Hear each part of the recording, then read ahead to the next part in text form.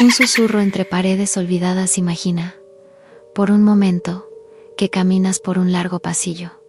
Las paredes son frías, resquebrajadas por el tiempo. El aire es denso, huele a madera húmeda y lejía vieja. Un leve crujido rompe el silencio, como si el eco de una voz antigua intentara recordarse en esta noche. No solo. Esta noche, recorreremos los vestigios de lugares que alguna vez alojaron a quienes fueron dejados atrás, en asilos abandonados, y las historias que el tiempo casi logra borrar. Los asilos, en su momento, fueron símbolo de caridad, pero también de abandono. Fueron refugio para los que no tenían nada, y prisión para quienes ya no eran útiles. Allí, el tiempo pasaba despacio, las estaciones entraban por las ventanas rotas, y la vida, poco a poco, se diluía en la rutina. Hoy, exploraremos 4 de estos lugares, 4 nombres casi olvidados, 4 espacios donde el eco de los pasos aún parece resonar. El asilo de Saint-Laurent, Francia, 1893. Imagina que caminas lentamente por una ladera cubierta de niebla. La tierra está húmeda, y bajo tus pies, las hojas crujen con un sonido leve, apagado por la bruma. Frente a ti, una estructura se dibuja entre los árboles, vieja, sólida, silenciosa. Es el asilo de Saint. Fundado en 1893, oculto en las colinas del norte de Francia, cerca de la frontera con Bélgica, en su historia. Es también la historia de quienes vivieron allí y de los que nunca salieron. El nacimiento del refugio en una época en que la asistencia social era una idea incipiente y fragmentada. Los asilos representaban una solución para aquellos que la sociedad no sabía cómo tratar. Los ancianos sin familia, los veteranos mutilados por guerras olvidadas, los huérfanos que crecieron, pero a los que nadie adoptó, y los pobres, demasiado pobres para pagar siquiera una cama. Saint-Laurent fue creado por la Iglesia, con apoyo del gobierno local, construido en piedra caliza, de color gris perla, con tejados puntiagudos y ventanas estrechas que apenas dejaban entrar la luz. Desde lejos, parecía una abadía, desde dentro, era otra cosa. El ritmo del día, las rutinas en el asilo eran estrictas. Todo estaba marcado por la campana de hierro forjado que colgaba en el patio central. Sonaba a las 6 de la mañana, a las 12, a las 6 de la tarde. Y luego, una vez más, a las 8:30, cuando todos debían estar en sus camas. El día comenzaba con pan viejo, duro, sumergido en una infusión aguada de cebada. Luego venía la limpieza, o lo que podía limpiarse. Algunos internos barrían los pasillos, otros pelaban papas.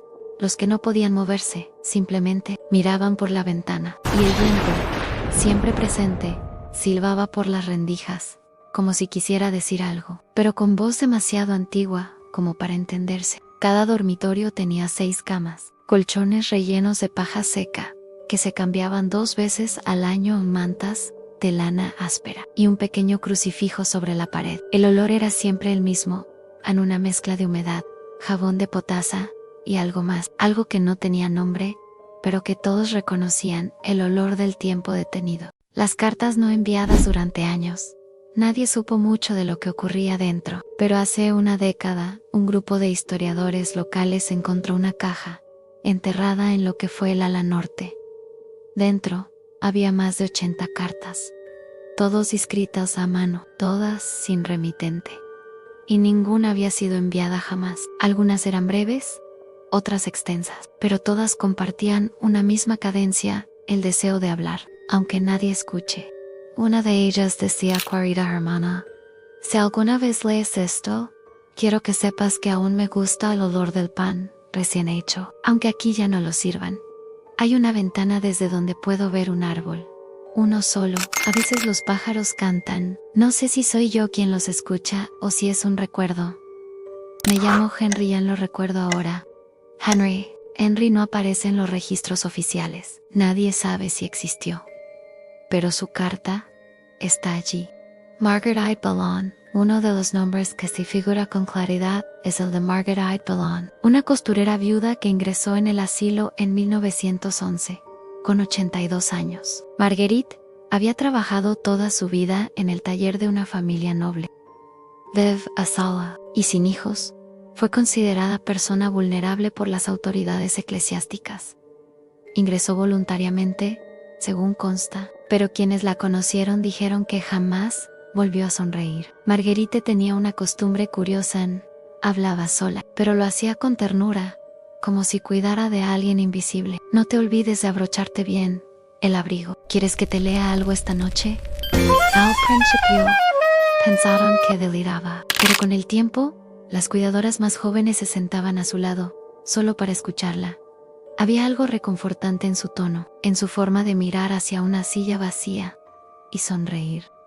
Cuando Marguerite murió, una noche de invierno de 1916, la enfermera de turno anotó: falleció tranquila, con una sonrisa leve. Murmuraba algo, como si alguien le respondiera. Su cama quedó vacía por semanas, nadie quiso ocuparla de inmediato, y algunas internas decían que por las noches aún se oía una voz dulce, preguntando si alguien quería escuchar una historia antes de dormir. Voces atrapadas en piedra con los años. El asilo comenzó a desmoronarse. El ala oeste fue clausurada en 1944, tras el derrumbe parcial de un pasillo, y en 1953, el lugar cerró definitivamente. Pero lo más curioso vino después. Visitantes ocasionales, exploradores urbanos, fotógrafos, buscadores de ruinas, han reportado cosas extrañas. Uno de ellos escribió al entrar: el aire se volvió pesado, no por miedo, sino por algo más,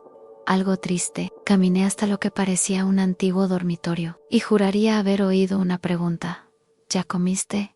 No había nadie, pero respondí que sí. No sé por qué los sonidos del pasado no siempre necesitan cuerpos para quedarse.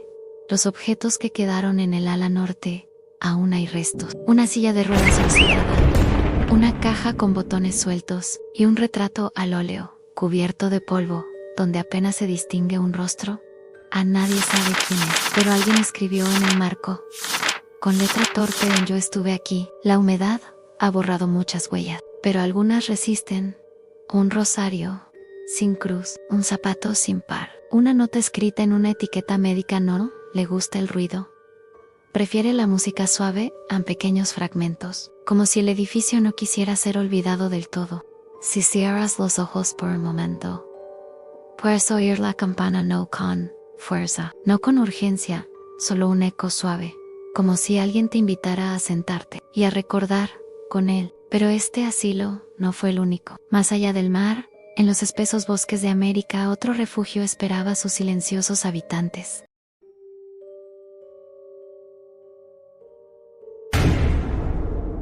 Imagina un bosque interminable, altos arces rojos, sus hojas crujientes bajo tus pasos. Un riachuelo invisible murmura entre las rocas, y el aire huele a madera húmeda y tierra viva. Entre los árboles, escondido de los caminos, descansa un edificio de madera envejecida, techo de tejas negras, ventanas de vidrio ondulado, y un pequeño cartel oxidado colgando torcido: Maple Hollow Care Home. Fue un asilo uno peculiar, silencioso, apartado y olvidado, pero dentro de sus muros, la historia aún respira. Un asilo diferente.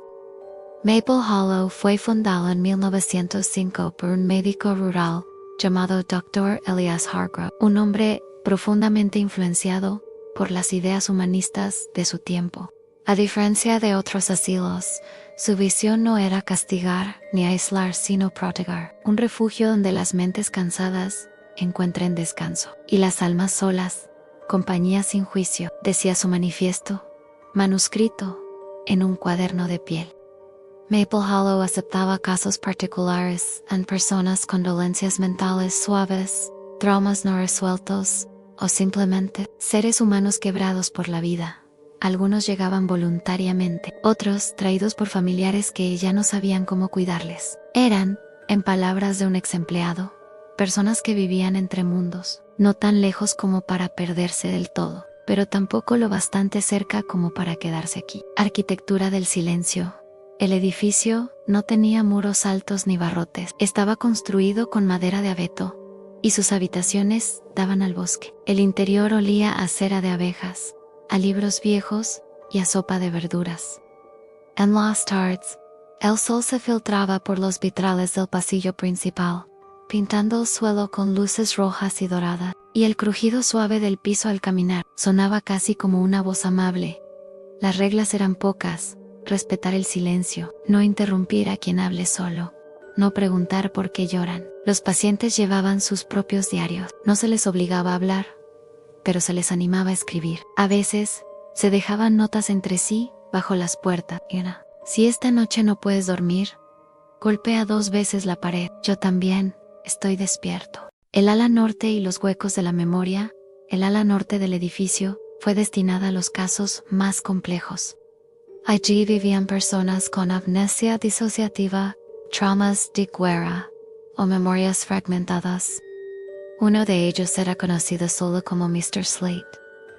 Nunca dijo su nombre real. No recordaba su edad ni su pasado, pero dibujaba constantemente montañas, árboles, un perro negro y siempre la misma casa, a una cabaña junto a un lago. Los cuidadores comenzaron a dejarle lápices nuevos cada semana, y él, cada domingo, dejaba uno de sus dibujos en la puerta del despacho del Dr. Hargrove. En total, dejó 312 dibujos, ninguno con firma. Pero todos tenían una palabra escrita al reverso en aquí. Cuando Mr. Slate murió en 1937, su habitación fue cerrada por un año entero. Los demás internos pidieron, en voz baja, que se le respetara el espacio. Él aún busca el lago, dijo una anciana, mirando por la ventana una tarde sin sol. Un invierno sin visitantes durante el crudo invierno de 1942, una fuerte nevada aisló el asilo durante semanas. Las carreteras estaban cerradas, el teléfono dejó de funcionar, y el único vehículo disponible no pudo salir del garaje. Dentro, los residentes y cuidadores vivieron como una pequeña comunidad. Se organizaron lecturas de poesía junto al fuego. Alguien tocaba el violín, y las paredes comenzaron a llenarse de papelitos con frases suaves, como: sí, el viento sopla fuerte esta noche, no temas. Él no entra por las puertas. Dormir es solo otra forma de recordar. Un enfermero escribió años después: aquel invierno fue el más silencioso y cálido que conocí. No por la temperatura, sino porque, por primera vez, todos sentíamos que pertenecíamos a un mismo lugar. A nadie quería irse. Nadie pidió rescate. Los susurros del bosque tras el retiro del Dr. Hargrove en 1950.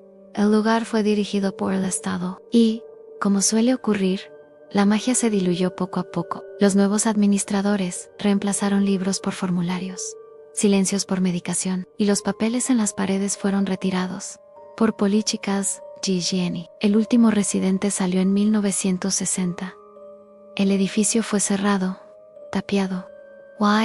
Sin embargo, hasta hoy, algunos excursionistas aseguran que, si uno se detiene en el claro del bosque, justo al atardecer, puede oír una voz entre los árboles, aquían como si alguien aún esperara encontrar su lago perdido. Objetos sin nombre dentro del refugio, aún permanecen algunas pertenencias: un pañuelo bordado con una M, una colección de botones ordenados por color, una mecedora que cruje al menor soplo del viento, y una caja de madera, sellada, con la inscripción: o no abrir hasta que se recuerde. A nadie la ha abierto. Tal vez porque aún se espera que alguien, algún día, vuelva a recordar. En las profundidades del bosque, el refugio duerme, y sus voces, aunque apagadas, aún flotan entre los árboles, enredadas en las ramas, esperando que alguien las escuche. Pero no todos los asilos eran cálidos. Algunos eran jaulas disfrazadas de ayuda, y bajo la apariencia de orden, escondían tormentas. Una colina barrida por la niebla. Una campiña inglesa, donde la lluvia parece flotar más que caer. Allí, entre campos y cercas oxidadas, se alza un edificio de ladrillo grisáceo. Sus torres apuntan al cielo encapotado, y las ventanas, altas y delgadas, parecen ojos que ya no miran. Este era el hospital maldito, un hospital donde el silencio era parte del tratamiento, y el olvido, una condición aceptada. Un lugar para los que no encajaban. Fue fundado en 1867, bajo el nombre oficial de Asilo para Mujeres Nerviosas del Norte. A pesar de su título, recibía mujeres de toda Inglaterra, escucha y la mayoría no padecía enfermedades mentales graves, sino que simplemente no encajaban en la sociedad victoriana. Mujeres que escribían demasiado, que no querían casarse, que hablaban solas o lloraban en voz baja sin razón aparente. Algunas incluso por leer novelas góticas con demasiada frecuencia. Ravensmore ofrecía, en teoría, reposo, reeducación y silencio curativo.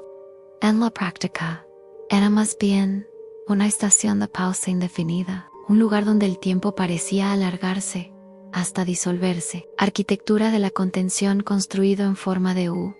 El hospital tenía un jardín central al que muy pocas internas accedían. Los pasillos eran largos, angostos y cubiertos de azulejos fríos. El sonido de los pasos se deslizaba como un eco sordo. Las habitaciones, llamadas celdas de reposo, tenían una cama de hierro, una ventana con barrotes finos y una silla sin respaldo. En los días nublados, que eran muchos, el lugar parecía suspendido en un tiempo ajeno. Cada mañana, las internas debían permanecer de pie frente a sus camas, hasta que una enfermera autorizara el movimiento. Nadie corría. Nadie gritaba. Todo ocurría a ritmo de campanas, como si el edificio respirara por sí mismo. Los cuadernos negros de la planta una sección especial del hospital, albergaba mujeres con historial de delirios literarios. Eran aquellas que se comunicaban principalmente por medio de escritos en frases en papel, versos garabatos, cartas sin destinatario. Se les proporcionaba un cuaderno negro, con tapas de cuero desgastado. Allí escribían lo que no se atrevían a decir. Uno de esos cuadernos, encontrado años después en el archivo del hospital, contenía solo una línea repetida: estoy aquí, estoy aquí. Otra, más poética, decía: mi mente es un invernadero sin sol. Todo lo que crece, crece blanco. Nadie contestaba esas páginas, pero algunas enfermeras solían leerlas por las noches, en silencio. Una anotó al margen en estas palabras: pesan más que los muros. El ala de los susurros, el segundo piso, albergaba a quienes presentaban episodios de lo que hoy llamaríamos disociación o estados catatónicos. Las internas caminaban en círculos, murmurando frases a media. Se sentaban por horas mirando una grieta en la pared, o repetían gestos una y otra vez, como si atrapadas en un recuerdo invisible. En esa ala no se hablaba en voz alta. Era común que, por las noches, se oyeran susurros por los pasillos, pero nunca se encontraban a las personas hablando. Una antigua directora escribió en sus memorias: algunos sonidos no vienen de las bocas, sino de la memoria. Una fuga sin puertas en el otoño de 1899. Una paciente llamada Agnes Effian desapareció. Su habitación estaba cerrada desde dentro. La ventana no estaba forzada. Ninguna cámara captó su salida. En su cama quedó una hoja arrancada de su cuaderno negro. Solo decía: ya no estoy aquí, pero nunca me fui. El hecho fue archivado como desaparición espontánea. A nadie más la vio. Pero en los años siguientes, algunas internas aseguraban que alguien las visitaba por las noches. Alguien con cabello largo y pies descalzos. Ella no habla, solo me señala el jardín. El caso del asilo Ravensmore fue cerrado en 1922. En las reformas médicas y los escándalos por encierros indebidos aceleraron su clausura. Muchas internas, al salir, no recordaban su vida anterior. Algunas murieron semanas después, otras simplemente desaparecieron entre pueblos vecinos.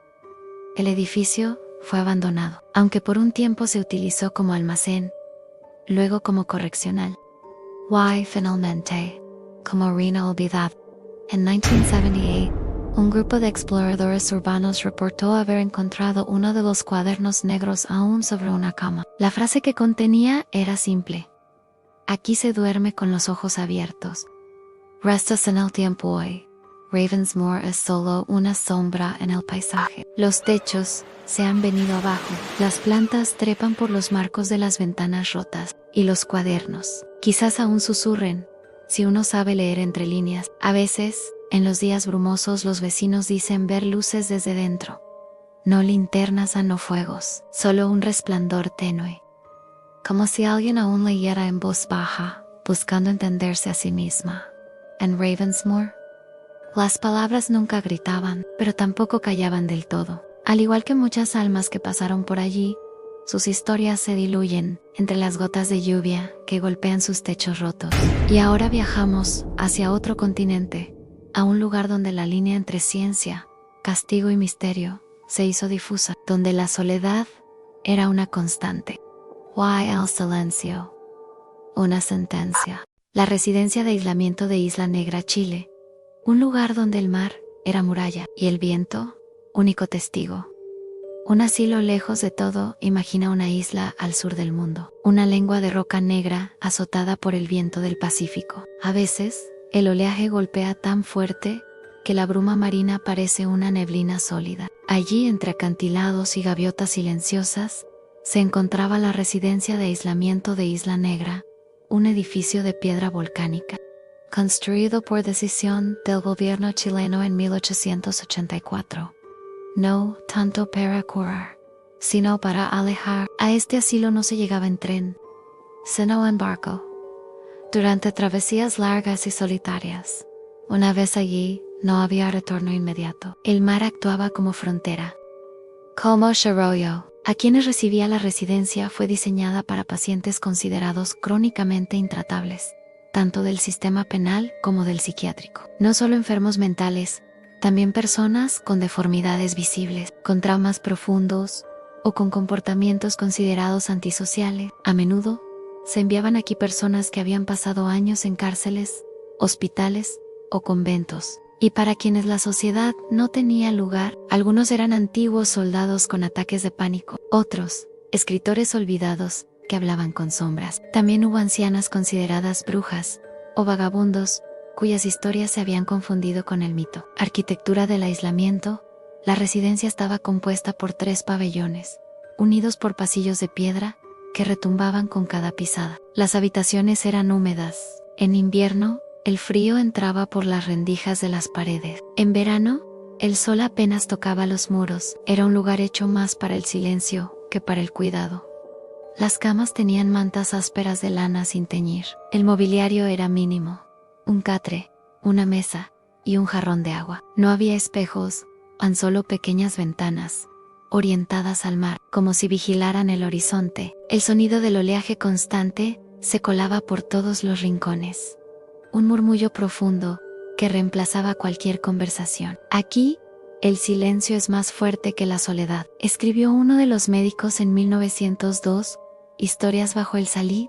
Pero algunos pacientes llevaban tanto tiempo allí que ya no recordaban su nombre. Uno, conocido solo como el capitán, afirmaba haber naufragado años atrás y que la isla era su castigo divino. Pasaba los días sentado frente al mar, con un mapa dibujado en el suelo de su celda, que modificaba a diario. Otra, Catalina, hablaba con el viento. Decía que oía voces femeninas susurrando en las olas, pidiéndole que escribiera sus nombres en la arena. Lo hacía cada amanecer, y cada noche el mar se los llevaba. Muchos enfermeros pensaban que Catalina estaba delirante, pero algunos afirmaban haber escuchado aquellas voces también. Una vez las oyes, dijo un celador en 1927, es imposible no volver a escucharla. Registros y desapariciones. Los archivos encontrados tras el cierre del asilo son irregulares. Algunos pacientes figuran durante años, y luego, sus nombres desaparecen, sin causa y sin acta de fallecimiento, sin traslado. Un informe fechado en 1915 registra a un hombre con la anotación and dibuja círculos en las paredes. Dice que cada uno representa una noche que no puede olvidar. Ya fan 248 en la celda de ese paciente. Años más tarde, se encontraron exactamente 248 círculos, pero ninguno más.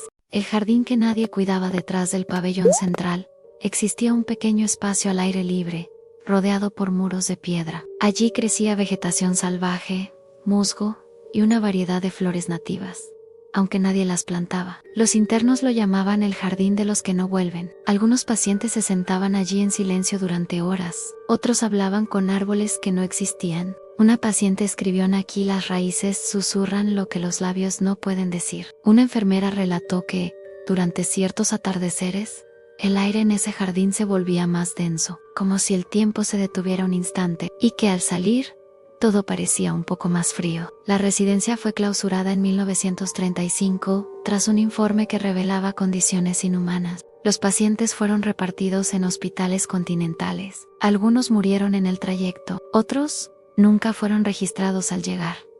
El edificio quedó vacío. Solo el sonido del mar seguía, y con el tiempo, la estructura fue devorada por la sal y la humedad. Hoy quedan ruinas dispersas, y en noches muy tranquilas, los pescadores locales aseguran escuchar canciones provenientes de allí. No cantos lúgubres, no gritos, solo murmullos suaves, como si alguien cantara para sí mismo. Para no olvidar su nombre, hemos caminado por corredores enmohecidos, escuchado ecos olvidados en cuadernos polvorientos, y sentido como el tiempo se disuelve en edificios que ya no recuerdan sus propios nombres. Cada uno de estos asilos guarda fragmentos de quienes pasaron por ellos, vidas interrumpidas, pensamientos enredados y una constante el silencio como compañía. Ahora, mientras el presente te envuelve con su calma y seguridad, puedes dejar atrás estas historias, permitirte descansar. Porque aunque estas voces aún susurran en sus ruinas, tú estás aquí, en este momento tranquilo, y ellos por fin pueden dormir.